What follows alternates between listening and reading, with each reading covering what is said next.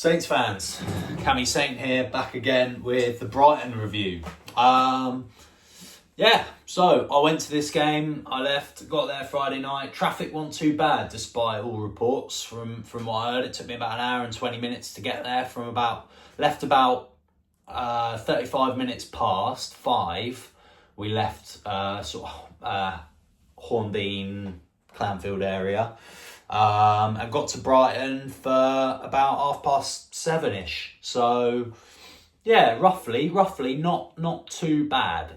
Or about 7. I can't really. I think it was about 7:00ish. I got to Brighton. So, traffic must have hit a bit later on because I didn't see any of it. But the real problems came when we got to the ground. Honestly, by far, Amex Arena, nice stadium from the outside. All right looking in the inside, but in terms of overall management, it's shocking. It's bad, right? It's bad. This stadium is terrible. And I'm sorry if there's any Brighton fans watching, but that's a load of balls, mate. It's just not. It wasn't great. So basically, there were 3,000 Saints fans there, and they forced us all through one turnstile. Even though there was plenty of turnstiles to pick from, they just forced us through one entry point. Basically, we had 3,000 fans all queuing up around the side of the stadium, and no one that's been to the game has said anything about this. Not even on Saints Twitter. There was 3,000 people there. I'm not making it up. They made us queue outside of the stadium all the way around, about halfway, and there were Brighton fans walking past, laughing at us, that sort of thing. And it's a joke, 3,000 of us all using one turnstile. It's a piss take. And they had about 50 security. There was police everywhere trying to force a rivalry that doesn't exist. And it was just all this security patting us down. And by the end of it, all the security was just bring them through, just let them through. And we were just joking, oh great, yeah, I managed to get my flares in now, and all of this, just winding them up. And it was took the piss, mate. It took the piss so much. And then once we got in, about 5 minutes into kickoff, we finally got into the stadium, despite waiting in the queue from about 25 minutes to go. We got there at 35 past 7, so the game didn't kick off for 25 minutes. We still got into the stadium 5 minutes late because just one turnstile. Anyway, we got in and went up to the hot food desk. I was starving, hadn't eaten anything, obviously driving there and then waiting outside the ground. No, there was one burger van in the home end, there was one burger van outside the home bit, but there was nothing for the away fans, nothing in that section. I don't know why there wasn't, because they would have made a killing, all of us waiting there. But yeah, anyway, got into the ground, went up to the desk because there was no queue, saw a load of burgers there. I was like, oh, brilliant. I was like, oh, can I get burger, please? And they were like, oh, no, sorry, we don't serve hot food before half time. I was like, what? What do you mean? It's right there. There's no one else here. Just give us one. And he was like, no, can't give you hot food for half time. And my mate was fuming. He was just like, oh, fuck. Shocking stadium. Anyway, so we just went up to our seats, sat down. Oh, we didn't sit down, we stood up.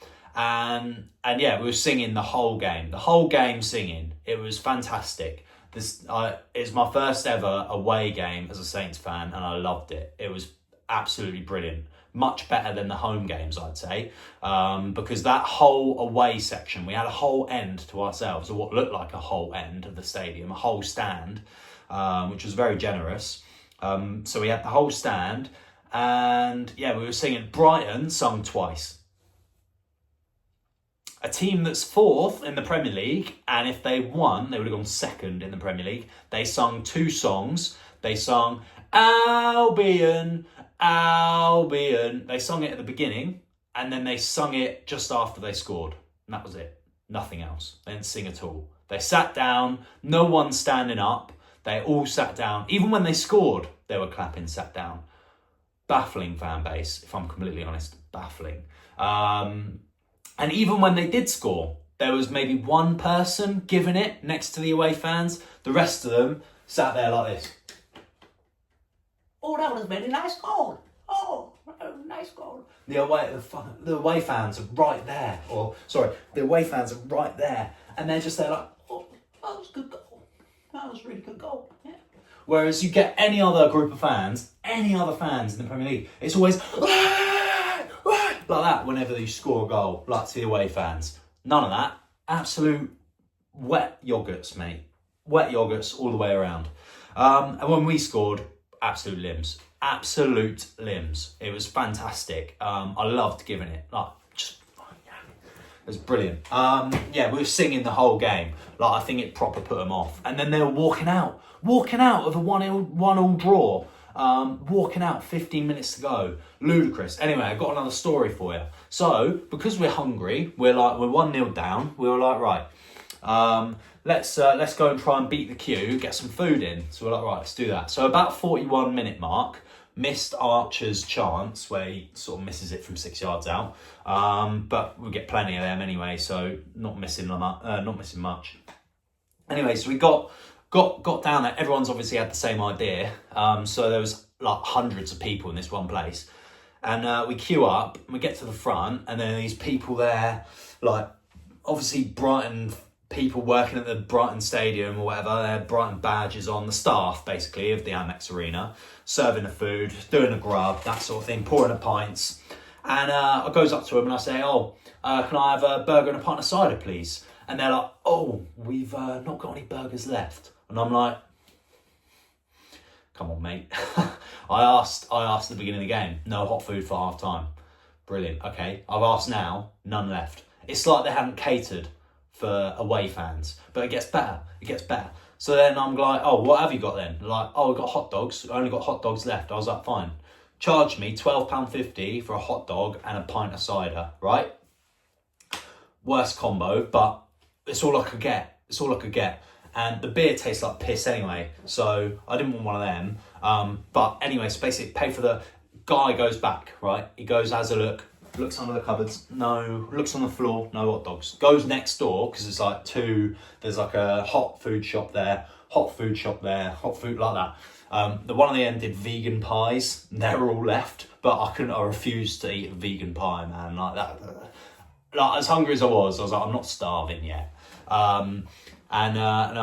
So the bloke comes back after checking all these things. He comes back and he goes, oh, I've not actually got any hot dogs left. So at this rate, I'm fuming. I was like, you've just charged me £12.50 for a hot dog and a cider, and you're telling me you've not got it. You've charged me for it, and you've not got it. And the bloke's there like, oh, sorry, like that. And all his staff are there like, like I was like, how have you not catered for 3,000 fans before? You must do this every weekend. How have you run out of food?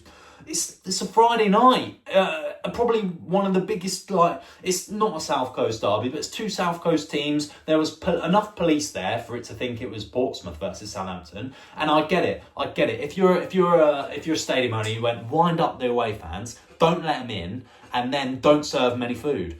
I mean, if you want your stadium to get a bad name, it's a good way of going about it, because there's no way I'm going again. Well, I might go again, but I'm not. I'll bring my own food next time. I'll bring a packed lunch like a lunatic. Anyway, so I said, you've charged me £12.50. He's like, oh, sorry. So I say, oh, right. What are you going to do then? He was like, I'll give you 2 Moretti's for free. I'll give you 2 Moretti's for free. 2 pints of Moretti for free. I was like, all right. And a bag of crisps. It was like, oh, done. Comes back with the Moretti's. I was like, a bag of crisps then, please. It was like, fine. So gets crisps. I was like, 2 more of them for my mates. And he went, oh, sorry, okay. And he gets the bags of crisps. So I actually walked away with 20 quid's worth of food and drink for £12.50. So not too bad, although filling up on crisps and cider, I felt a bit ill afterwards, not gonna lie. And then obviously the 2 Moretti's, they tasted awful. It didn't even taste like, I don't like Moretti's, and it didn't taste like Moretti, so I'm not really sure what it was, or if they knew what a Moretti was and they just poured I don't know, it's probably dishwater for all I care.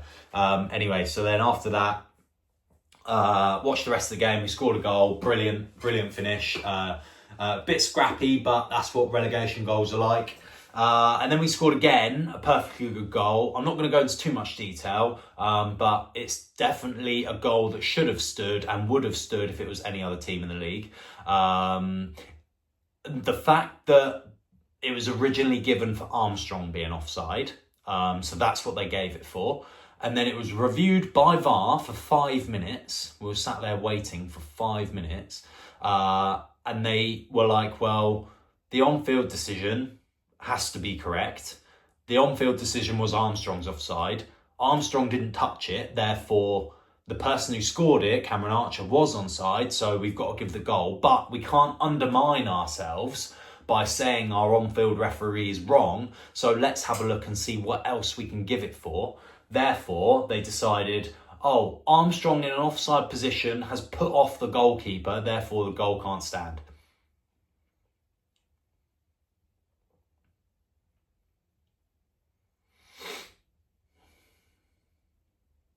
Class. So shit. Oh, mind-boggling. Honestly, it's just sad. It's sad to see, and it's so bad because, like, how can you get rid of a goal like that? It's perfect. It's perfectly fine. And the goalkeeper come out at half time and was like, we got very lucky with that. Personally, I don't see a problem with it. And they've given it for a foul, or not given it because the goalkeeper's put off. Oh my days. And I think the only people arguing the fact that it didn't stand are Brighton fans and maybe some Portsmouth fans as well. They're like, oh yeah, it was offside. It wasn't offside, right? The guy who scored the goal was onside. How on earth can you give it any other way? So yeah, it's delusion if you say it's anything else other than a perfectly good goal in Charlie Austin's famous words. But yeah, otherwise, I mean, it's 2 points dropped. Brighton should have been 4-0 up in the first half, to be completely honest. They should have been 4-0 up in the first half. They had so many chances. They just weren't clinical enough. And I think if you're a team in the top 4 pushing and doing really well, you need to bury teams like Southampton. But we're always going to put up a fight every single time. And I think this time, compared to last season, we're actually in most of the games that we've lost, which makes it a little bit more depressing because it's so close to coming away with something. But at the same time, I'd rather that than us just roll over like a Sheffield United or a Derby or a Burnley. You know, I actually like that we're putting up a bit of a scrap and winding some teams up, which is nice. But yeah, we definitely fully deserved to win that game. Our second half performance was something to behold. We were so much better. We should have been 2-1 up. And Brighton in the second half didn't really have much to shout about either.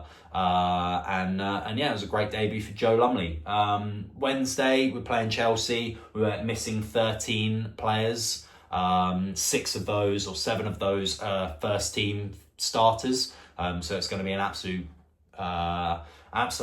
S show on Wednesday night. I'm going to that as well.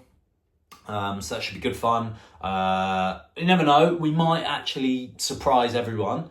But you know, we're going to be without 13 key players, some of which don't really play, such as like, you know, Will Smallbone's not a massive miss. But the fact that we're missing 2 goalkeepers, we're missing about 4 midfielders, we're missing Tyler Dibbling, who's our best player. But at least we still have Matty Fernandez, which I think he can still play. It's just players like Harwood Bellis will be without. Ramsdale, McCarthy, both out. Taylor Harwood Bellis, Bednarak, both out. Flynn Downs is out. Uga Chukwu can't play because it's his parent club. Tyler Dibbling, we're without. Obviously Ross Stewart, Will Smallbone, Juan Larios, that's 11. I can't remember the rest of the list. Any else? Paul Anuachu, that's 12. I think there's one more. Oh, Maxwell Cornet, 13.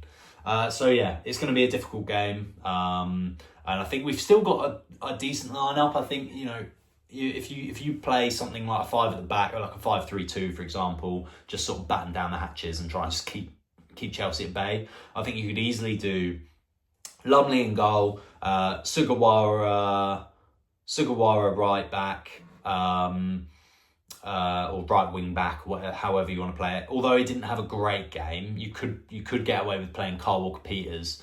But then I think, I don't know. It's difficult because I wouldn't want to play a shorter player at centre back. I would play Sugawara. I would play then Jack Stevens, Ronnie Edwards, Charlie Taylor, and then Kyle Walker-Peters left back. So already it's quite an experienced back line. You've got Kyle Walker-Peters, Jack Stevens, and Charlie Taylor, all of which are Premier League experienced, all of which quite good. Jack Stevens had a good game against Brighton, and then you've got Sugawara for just bouncing up and down the line, and then you've got Ronnie Edwards, who has got some sort of pedigree about him, otherwise you wouldn't have bought him. And I think he deserves a chance to play. I think he showed his class at Peterborough, and if we were to go down, then he would be a great Championship centre back. But he should have gone on loan. Anyway, that would be my back five, and obviously Lumley in goal. In midfield, I think I'd go with... is Aribo out? Is Aribo able to play? I don't think he was on that list, so I think I would start maybe Aribo, Fernandez, and then you need someone else in midfield. I don't know who you can really go for because everyone's more or less out, unless you play Ryan Fraser as sort of like. Unless you play Ryan Fraser in the midfield or someone that can sort of go up and down. And then two up front, I'd go Cameron Archer and Adam Armstrong. So yeah, either Ryan Fraser, but Ryan Fraser works better as an impact sub. So I would say maybe... Let's put Dino in midfield as sort of like a left centre mid, more of a cam if he can get up and down. I can't think of anyone else that can fit in that. Or Akachakwu, whatever his name is, from the academy. Akachakwu, I can't remember his name, but he's supposed to be quite good in the academy. So yeah, maybe bring him through. Maybe let him have a game against Chelsea. But yeah, that's my game. I reckon it'll be 5-0 Chelsea over and done. Maybe 5-1. But yeah, we'll get slaughtered, I think. So there's gonna be a lot of goals. Obviously, I'll hope for a result, but I don't think we'll get one. This has been Cammy Saint Brighton review, Chelsea preview. Have a good week, and I'll catch you next time. Cheers, bye.